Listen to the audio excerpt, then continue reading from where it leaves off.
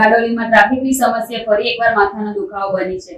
બારડોલીના રાજમાર્ગથી લઈને railway station અને અસ્તન road સુધી વાહન ચાલકો ટ્રાફિક જામથી પરેશાન જોવા મળી રહ્યા છે। બારડોલીમાં ટ્રાફિકની સમસ્યા ફરી એકવાર માથાનો દુખાવો બની છે।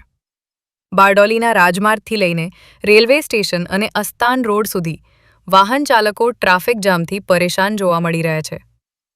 ધામડોદ રેલવે ફાટક 2 દિવસ માટે બંધ હોવાથી અલંકાર અને રેલવે ઓવરબ્રિજ તરફ વાહનોનું ભારણ વધ્યું છે, તો બીજી તરફ અસ્તાન રોડ પર રેલવે ઓવરબ્રિજ પાસે વાહનોની અવરજવર વધતા અવારનવાર ટ્રાફિક જામની સ્થિતિ સર્જાઈ રહી છે। રસ્તા પર આડેધડ પાર્કિંગ અને દુકાનદારો દ્વારા મૂકવામાં આવેલા અડચણરૂપ બોર્ડના કારણે પણ ટ્રાફિક વ્યવસ્થા ખોરવાઈ રહી છે।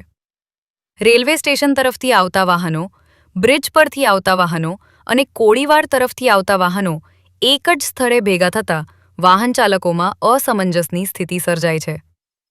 રેલવે ઓવરબ્રિજ પાસે અવારનવાર અકસ્માતની ઘટનાઓ પણ બનતી હોવાના કારણે સ્થાનિકોમાં ચિંતા જોવા મળી રહી છે। ત્યારે બ્રિજ પાસે યોગ્ય ડિવાઈડર મૂકવામાં આવે, આડેધડ પાર્કિંગ સામે કાર્યવાહી થાય અને ટ્રાફિક વ્યવસ્થામાં સુધારો કરવામાં આવે તેવી લોકમાંગ ઉઠી છે। હવે જોવાનું એ રહેશે કે બારડોલી પોલીસ તંત્ર અને નગરપાલિકા આ ટ્રાફિક સમસ્યાનો ક્યારે કાયમી ઉકેલ લાવે છે।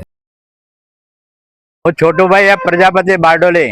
અત્યારે અમે જતા હતા ગેસ પુરાવા માટે બરસનમાં, એક બેન છે મારી સામે આવીને આ ગાડીના આગળનો ફાટકો કાઢી ગઈ, કારણ કે અહીંયા કોઈ પણ સિગ્નલ બિગ્નલ છે નથી, સ્ટોપેજ છે નથી। તે નગરપાલિકાને રિક્વેસ્ટ છે કે ગમે તેમ એનું વ્યવસ્થા કરે। ત્યારે હું બારગારામાંથી બોલું છું, આ બ્રિજ ઉપર ચડતી છે ખાલી। Hitesh Parikh, GM news, Bardoli.